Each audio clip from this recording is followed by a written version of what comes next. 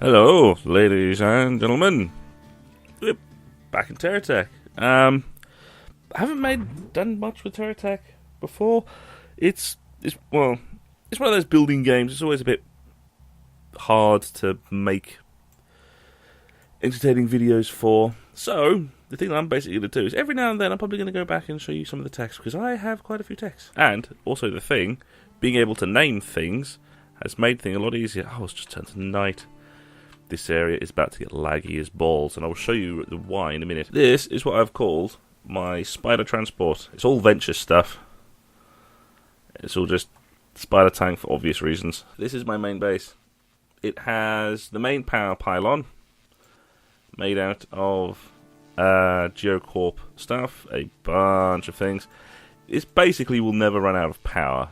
There's 1, 2, 3, 4, 5 energy pylons. It doesn't use any energy, it just expels energy through the big giant thing.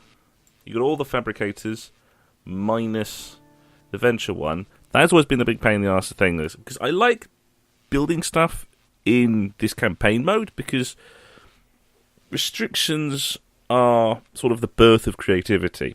Having restrictions mean that you come up with better ideas that way. But it also means that you have to wait till you can use blocks. Well, the one big problem is that when you leave the game and then come back, everything gets deselected by the silos. Every single thing gets deselected by the silos. So there is no point in having silos for long periods. Basically, the only time I use them is when I need to construct particular items, and that's it. I'm going to show off some of the smaller ones, some of the smaller techs that I have. Ones are like this. This is basically just my plow. Got no guns, got a light on it, just a plow on the end. This is what I call the cleanup mini. It's got the drills on it, so I can mine stuff, but most of the time I just use it to clean stuff up. Because you see on the apocalypse area over here, loads of trees get knocked down, so I just use it as just have this guy scavenge through the wreckage, and then just pick up what's here. And then just dump that. Nighttime is extremely laggy, especially around here. Even during the daytime, it dies every now and then. And just having this gap under here was total accident. What I did was I ended up selecting the refinery once and pressed B, which lifted the entire thing up onto the build beam thing. And I went, oh crap, let go. It went thunk down. And I think now all of it is anchored via the Geocorp scrapper, because there's nothing there besides the Geocorp scrapper, and there's loads of these anchors around everywhere. None of them are connected anymore. This is sort of the smaller version, the old version of the transport before I got the spider transport. It's just my GSO transport.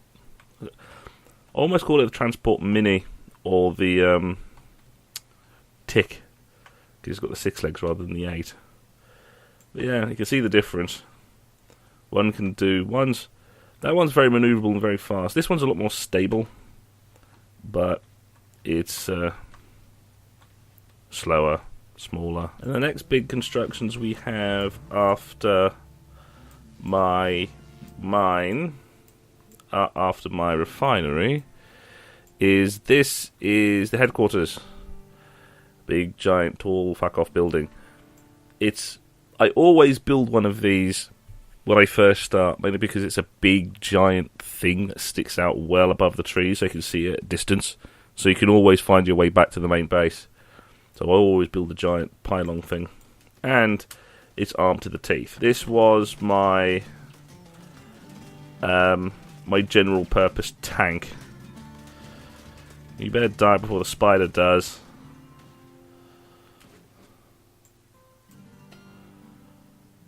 Well, the spider seems alright, relatively.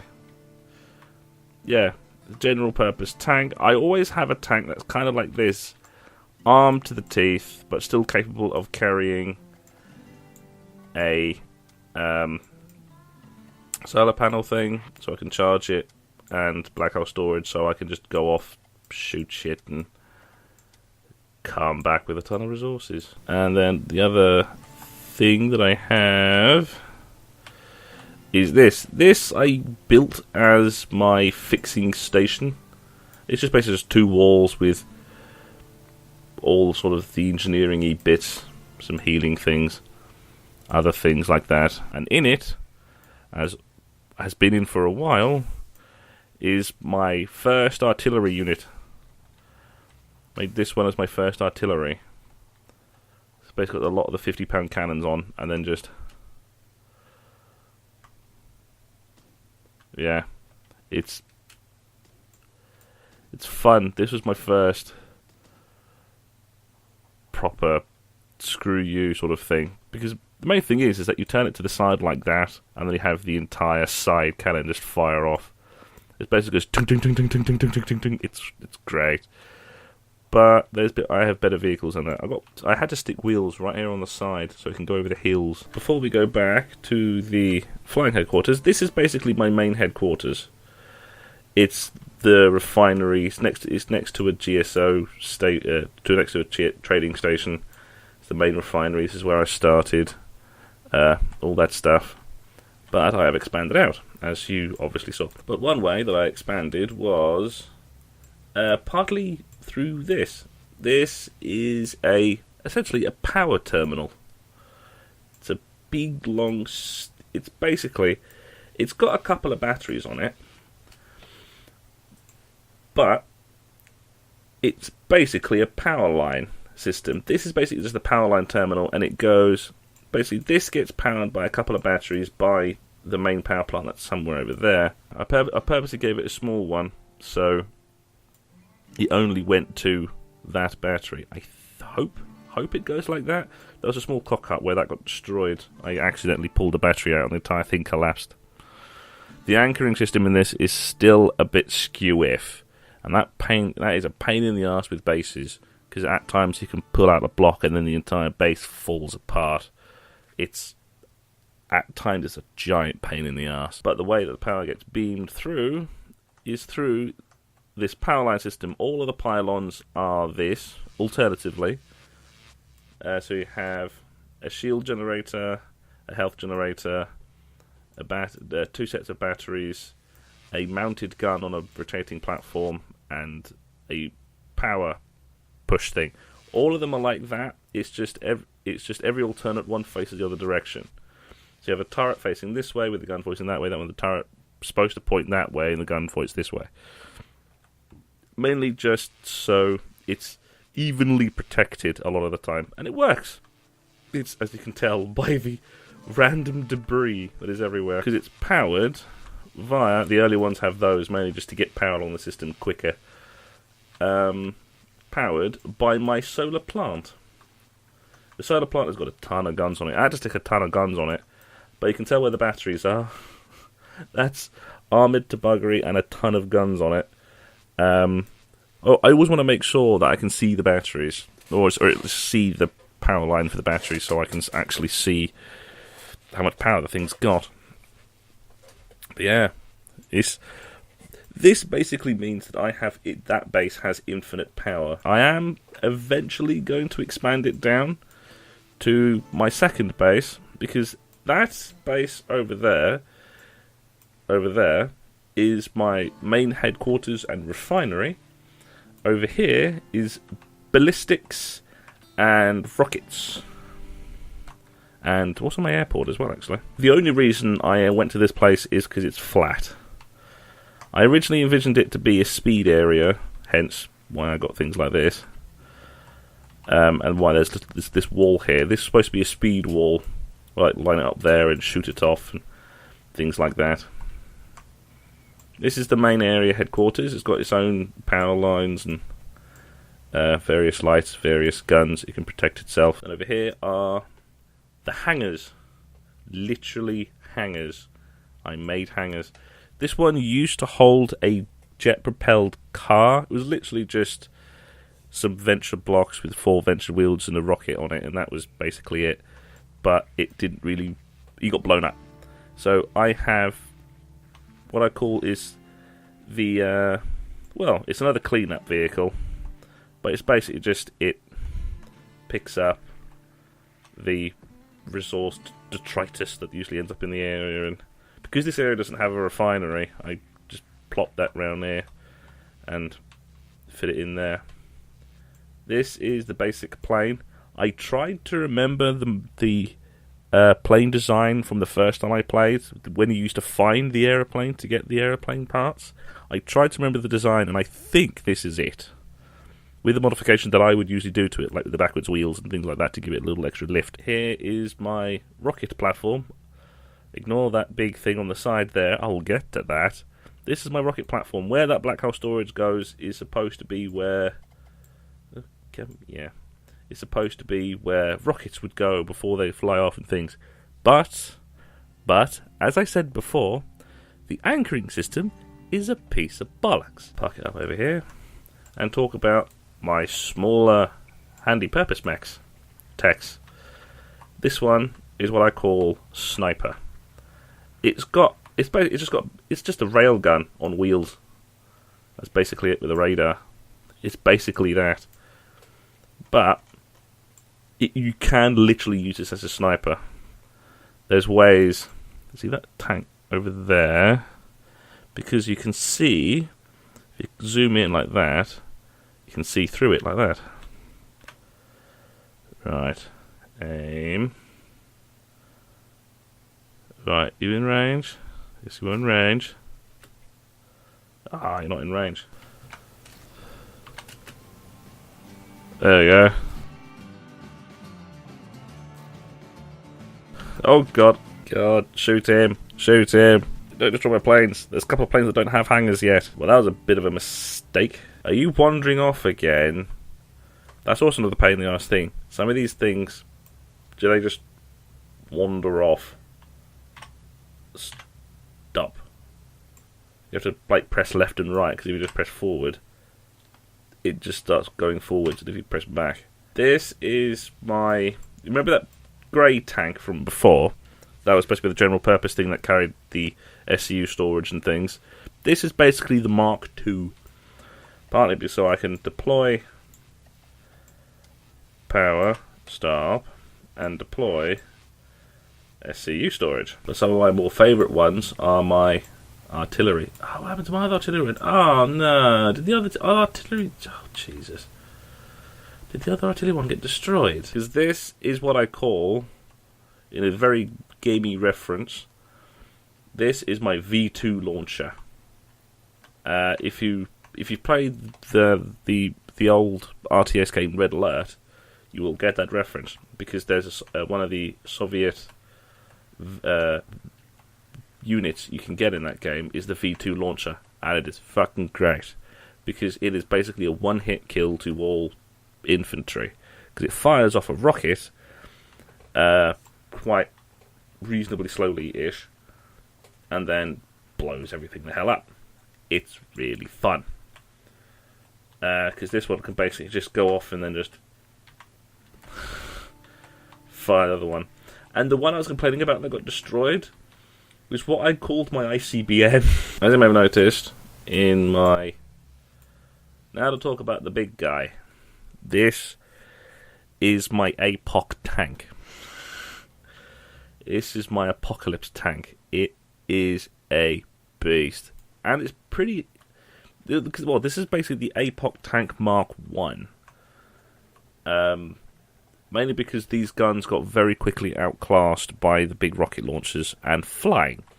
So, it's something I haven't really bothered that much with. It's basically got these big turnable cannons. What are these ones called?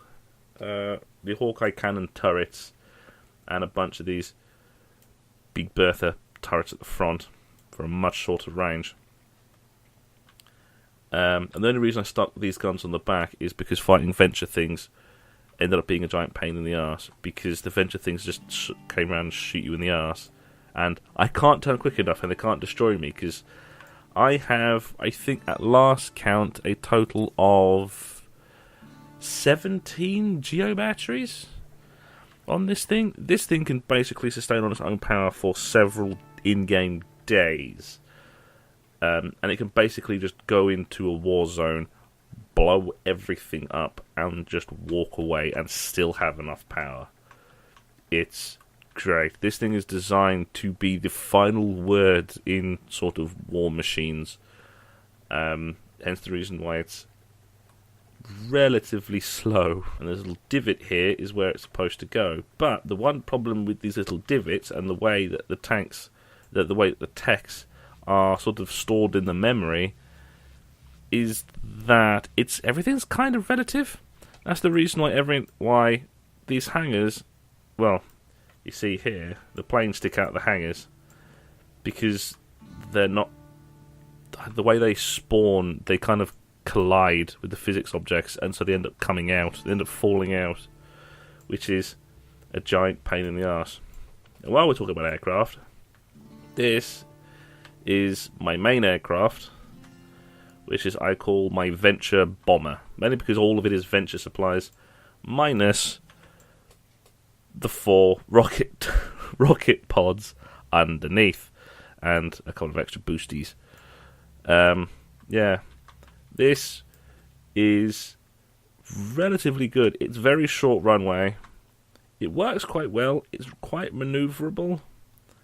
It has sort of the air control of a bomber, hence the reason why I called it a bomber rather than anything else. It controls relatively well. It's got enough wheelbase on it to make it land pretty decently. If you can find an enemy, I can just drop death from above and then just drop death from above. All the things, that's good. Yeah, this one is part of the reason why I call the other one the Venture Bomber. This one is basically my to get that wing healed, get in. This one is basically my other. This is my Hawkeye Bomber. But the good thing about this thing is, because of those two fans, those big fans in the middle, it can slightly lift itself off the ground. It's only very slight, because it doesn't have that much lifting power, but as it moves like that, it has lifting power, which means it has slight VTOL capabilities. That's vertical takeoff and landing. So you could basically just start up the fans and then just be immediately in the air. And this thing can literally go vertical. I have so many engines on this thing, it can just fly vertically. It's fucking great. This is probably one of the best designs I've had so far. It's great. It's just so maneuverable. So maneuverable. I was basically out of all the names I was going to have for it, it was either going to get called something like the Knife Edge, because it could do those knife edge turns so easily, or sort of like the Batwing or something, because it's just that image. Climbing 2.2, 2.3, 2.4, 2.5, 2.6, 2.7, 2.8, 2.9, 3,000. But on the underside, it has four general missile pods.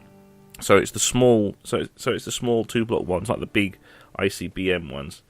It's the it's got 4 of those small homing rockets, because this is basically sort of a kind of a fighter jet version than the bomber. I have to basically wait until it's night so I can see anything. But it's also got 2 repeating guns on it, so it's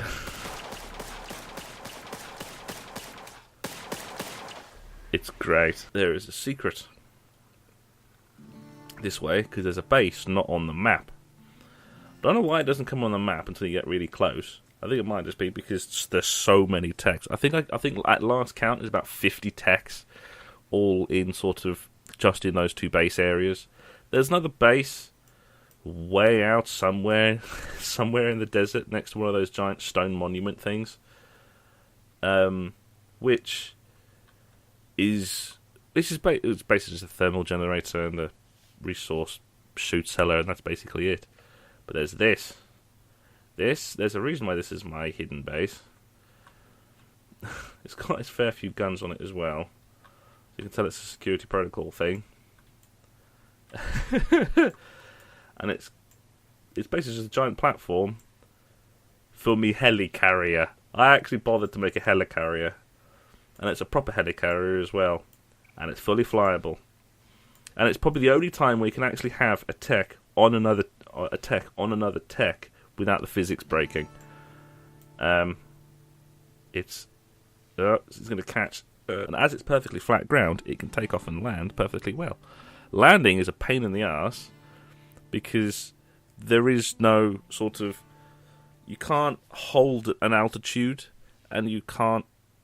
You basically you can't hover. There is no real specific way to actually hover, which is kind of understandable to make everything really simplistic for everything else. It's really okay, but there is no system to actually hover, which is a pain in the ass.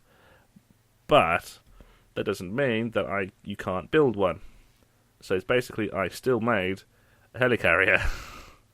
Oh, don't get caught. Get off. Off it. You're done. Pouncing about getting caught on the scenery.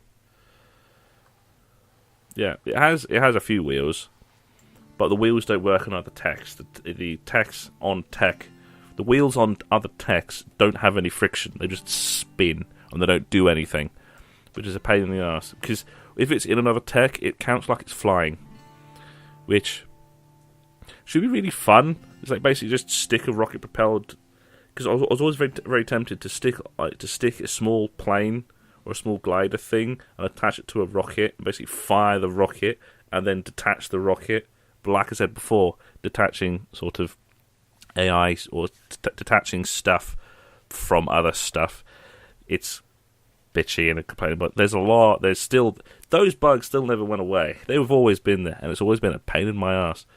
Because I'm the one that likes building bases rather than a big giant tank. Although I went off and did one anyway. I can finally get the thing in the air. Here's my Helicarrier. And it's got a couple of jets on the back, so it actually flies. It's great. It can technically hover if you do that and sort of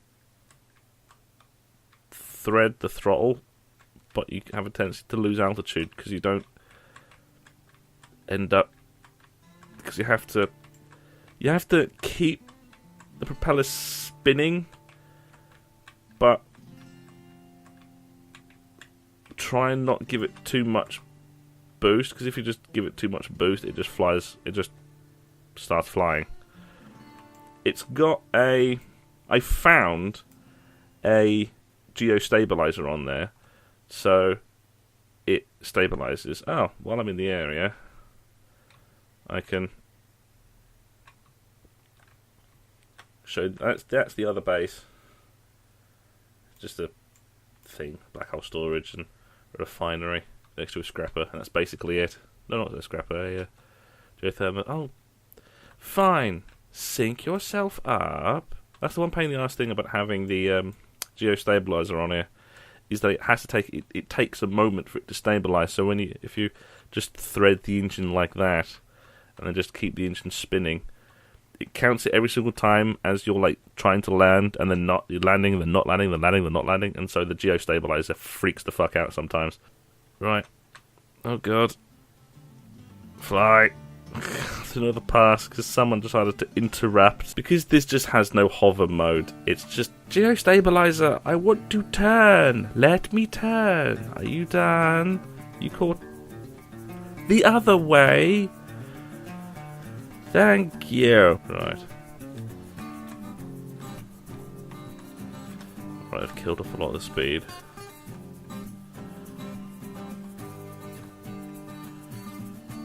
And cut the engines.